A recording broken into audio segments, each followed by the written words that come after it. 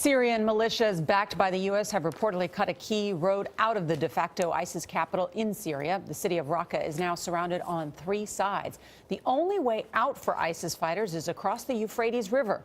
In Iraq, American-backed forces continue to battle ISIS in western Mosul over the weekend. Since late last month, more than 45,000 refugees are reported to have fled the city. Charlie D'Agata is in London following the growing humanitarian crisis. Charlie, good morning.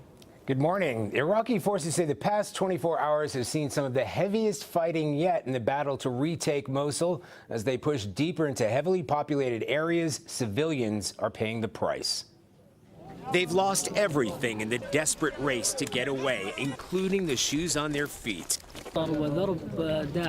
This man says it was raining so hard and ISIS opened fire as they tried to escape.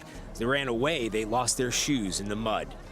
Freezing, pouring rain has not only added to the misery of tens of thousands now made homeless, heavy cloud cover has complicated air support for U.S.-backed Iraqi forces. That makes it harder to detect and destroy ISIS car bombs like this over the weekend.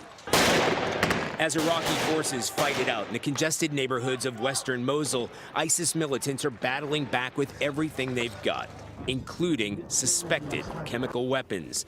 The UN is calling for an investigation into a possible chemical weapons attack after 12 people, including women and children, were treated for possible exposure to what the Red Cross described as blistering agents. What you can see on their body was extreme body reactions. For example, there are blisters, a lot of them came coughing, vomiting, redness in the eye. It took months for Iraqi forces to drive ISIS out of eastern Mosul all the way up to the Tigris River, which carves the city in two. The densely populated western side is where ISIS leader Abu Bakr al-Baghdadi declared himself the leader of the so-called caliphate in July 2014.